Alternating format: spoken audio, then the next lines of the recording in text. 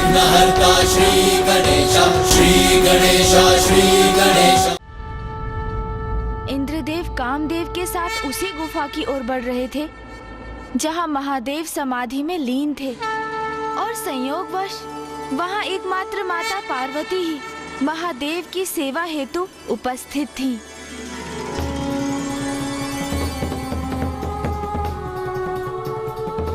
कामदेव, ये वही गुफा है जहां महादेव स्थित है, और इस समय माता पार्वती भी वहीं पर है। उचित है देवराज, किंतु यहां से गुफा के भीतर तक देख पाने में मैं असमर्थ हूं। हमें और निकट जाना चाहिए। और निकट जाना होगा, किंतु मैं तो गुफा से सुरक्षित दूरी पर रहना चाहता था।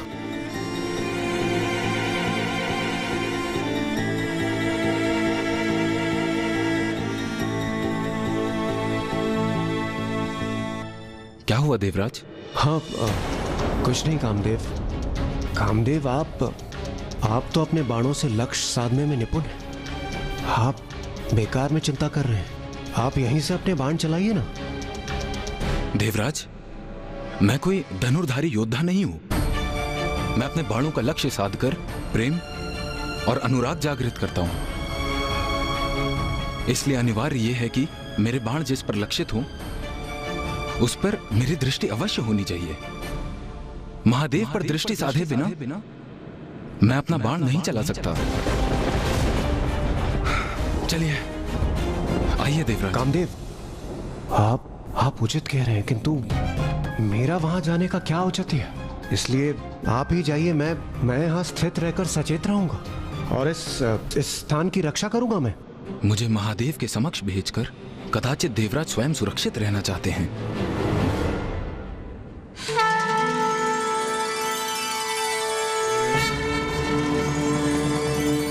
प्रभु ने आज भी फलाहार नहीं किया।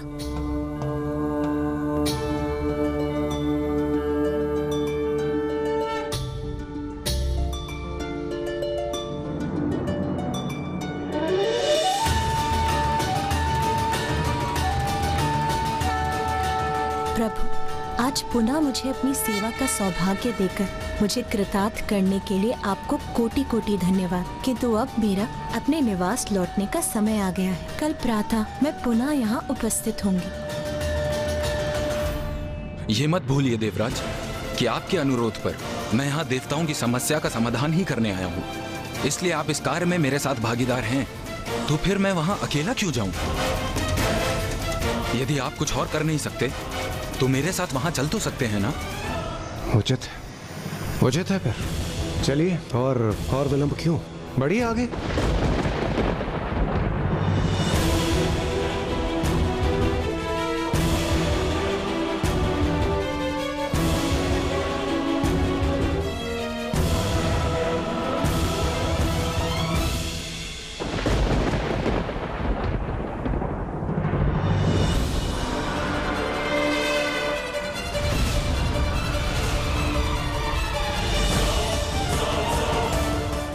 पार्वती,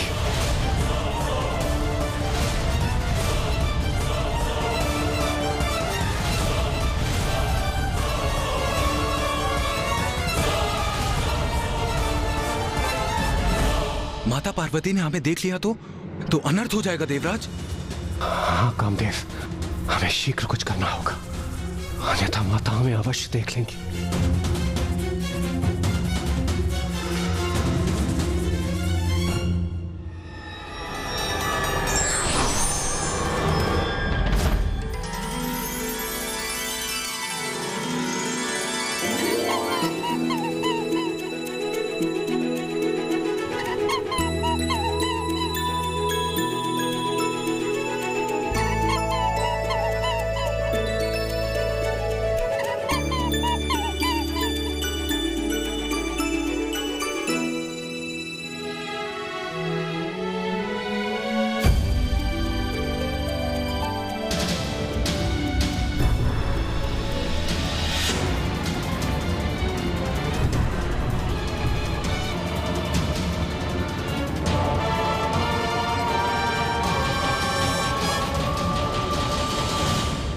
किसी प्रकार हमारी रक्षा हो ही गई। तनिक अवकाश ही शेष था, अन्यथा माता की दृष्टि हम पर अवश्य पड़ जाती।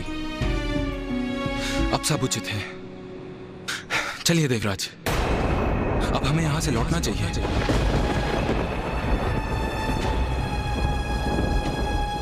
लौटना चाहिए?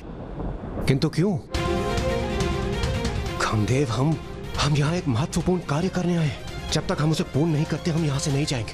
नहीं देवराज, अब उसका कोई लाभ नहीं। मैं महादेव पर तभी बाण साध सकता हूं जब माता पार्वती उनके समक्ष हों, जिससे मेरा बाण जब महादेव को स्पर्श करे और वे अपने नेत्र खोलें तो माता को अपने समक्ष देख उनके प्रति प्रेम और स्नेह का भाव जागृत हो सके। ओह, तो अब मैं समझा, ये आपकी रणनीति थी। इसलिए तो आप इतना तर्क वितर्क कर रहे थे। आप यही चाहते थे ना कि समय व्यर्थ हो जाए और माता गुफा के बाहर आ जाए और आपको अपना कार्य भी ना करना पड़े। क्यों कामदेव?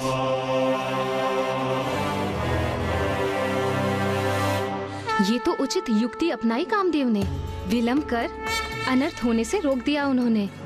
नहीं माता, कामदेव ने तो ऐसी कोई युक्ति नहीं की थी। जो कुछ हुआ वो तो स्वतः ही हो गया।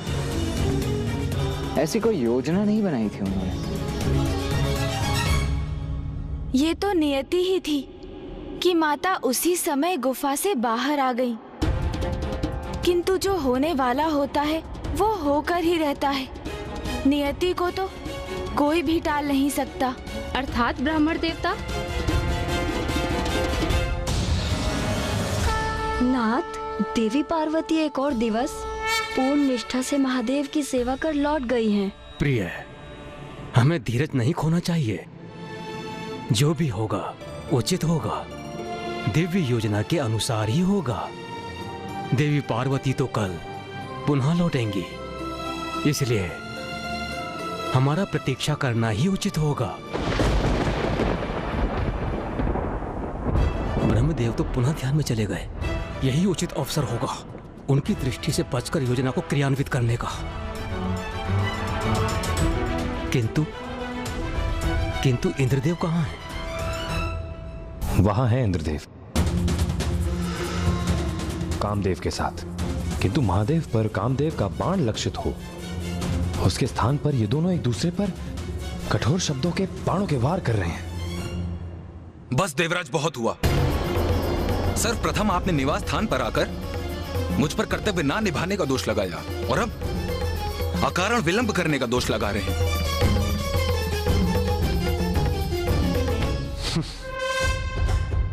ये दोहरा मापदंड आप अपने पास ही रखिए कामदेव। वैसे आप उस समय भी मेरी योजना को लेकर उत्साहित नहीं थे और अब भी आप ही के कारण हमने एक उत्तम अवसर गंवा दिया।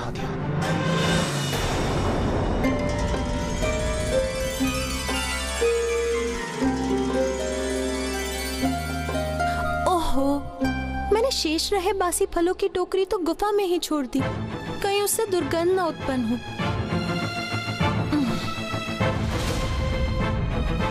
हाँ, मैं मानता हूं, मैंने ना अवश्य कहा था, किंतु उसके उपरांत मैंने आपकी योजना को स्वीकार भी तो किया और अब मैं आपके सामने यहां उपस्थित भी हूं, किंतु मैं आपके दोषारोपण को और नहीं सहूंगा।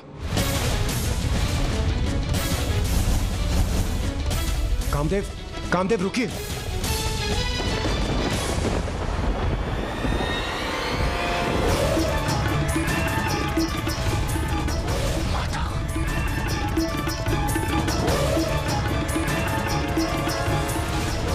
माता तो इसी ओर आ रही है।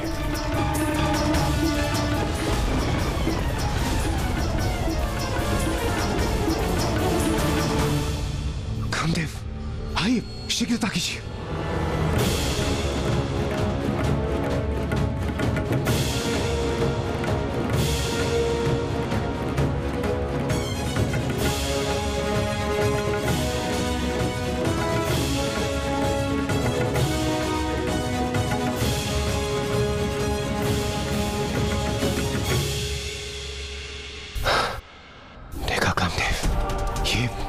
नियति नहीं तो और क्या है। माता चली गई थी और हमें प्रतीत हो रहा था कि हमने अवसर गवा दिया। पुनः लौट आइए। कामदेव, आप व्यर्थ में ही भयभीत हो रहे हैं।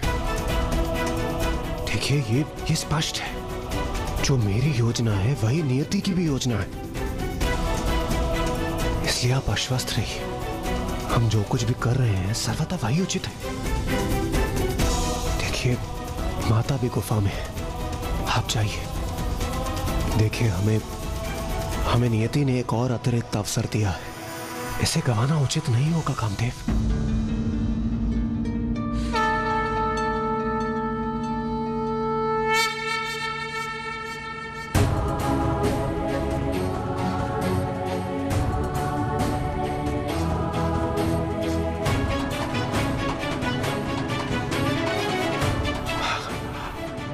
आइए कामदेव, आइए। करूंगा, मैं जगत कल्याण के लिए सब कुछ करूंगा।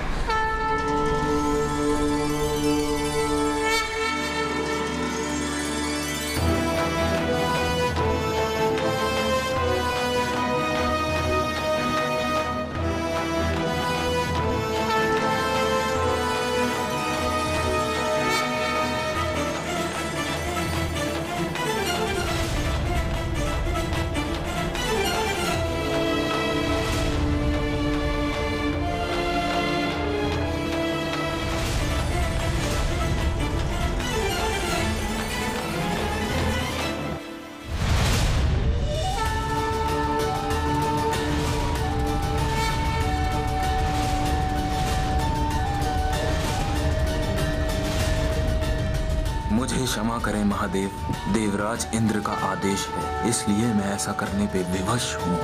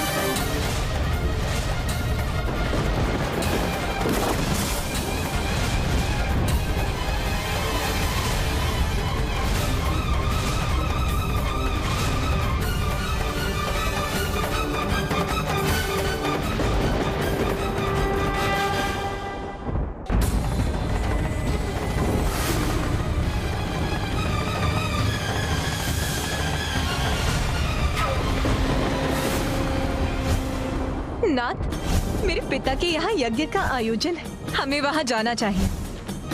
नहीं सती, बिना निमंत्रण कहीं भी जाना अहित को आमंत्रण देना है। जिसे सदैव भूत प्रेत पिशाचों से घिरे रहना प्रिय हो, वो मंगलकारी कैसे हो सकता है? अरे वो तो अमंगलकारी है। अरे उसे इस महायज्ञ में तो क्या, मैं किसी यज्ञ में आमंत्रित नहीं करूंगा। हे योगाग्नि, प्रकट हुई और अपने में समा के भस्म कर दीजिए मुझे।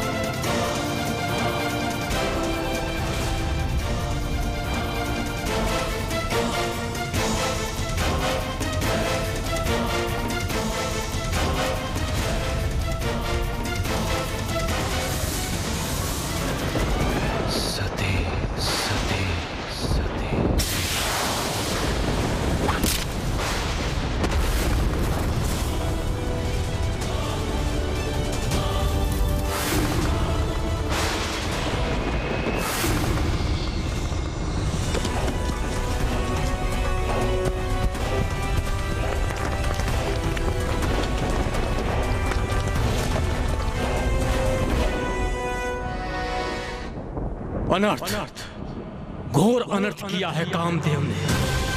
हमें अभी वहां जाना होगा।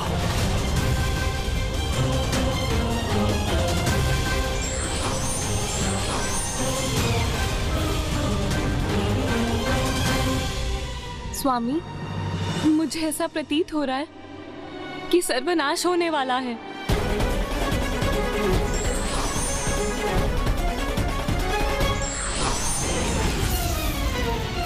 देवगण, इंद्रदेव, ये क्या अनर्थ कर दिया आपने?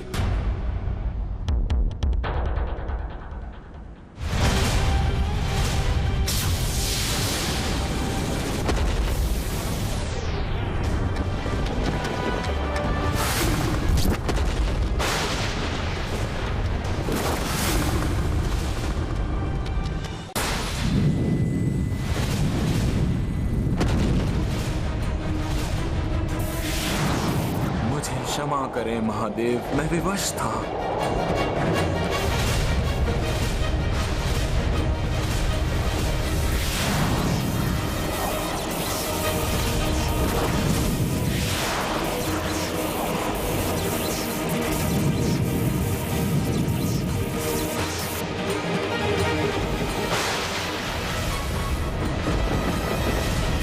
मेरा जाना अनिवार्य है।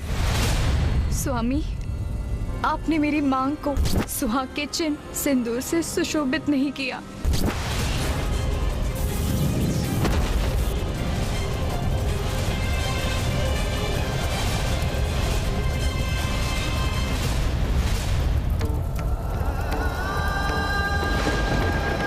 महादेव की क्रोधाग्नि ने कामदेव को भस्म कर दिया।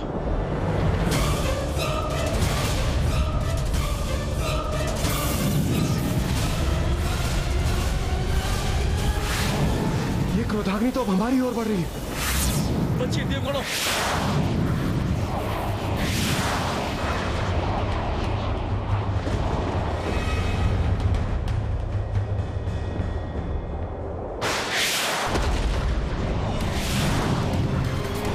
बहुत बड़ा अनर्थ कर दिया इंद्रदेव आपने। समाधि में स्थित महादेव पर काम इच्छा जागृत करने वाले कामदेव के बाण ने काम भावना के स्थान पर महादेव के भयंकर क्रोध को जागृत कर दिया है। और अब महादेव के तीसरे नेत्र से उत्पन्न हुई ये अग्नि पूरे संसार को भस्म कर देगी। सर्वनाश हो जाएगा, सर्वनाश।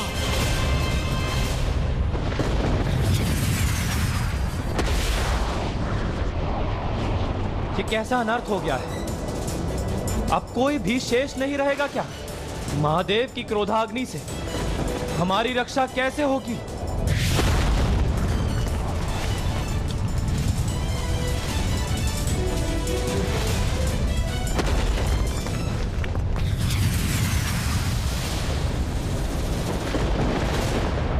संपूर्ण ब्रह्मांड महादेव की क्रोधाग्नि से प्रभावित है। ऐसा प्रतीत पड़ता है जैसे सर्वत्र विनाशकारी अग्नि प्रज्वलित है।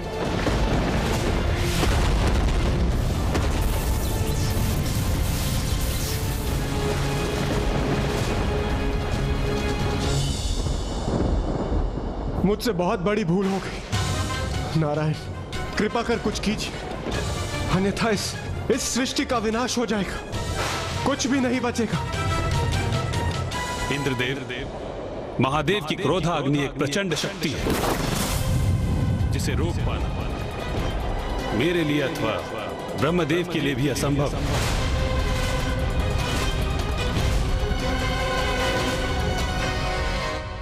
स्वयं ब्रह्मदेव और नारायण महादेव की क्रोधाग्नि को रोकने में अक्षम थे। हाँ महाराज, क्योंकि देवादिदेव महादेव तो संसार की समस्त ऊर्जा के स्रोत है। सृष्टि में जिसका भी अस्तित्व है सभी को उन्हीं से ऊर्जा प्राप्त होती है, और जब वो ऊर्जा विस्फोटक रूप लेकर प्रवाहित होती है तो फिर समस्त संसार में उस क्रोधाग्नि को नियंत्रित करने की शक्ति नहीं है, और उसे थामना तो कदाचित संभव ही नहीं है। तो फिर महादेव की क्रोधाग्नि से नष्ट होते सृष्टि की रक्षा का क्या उपाय था?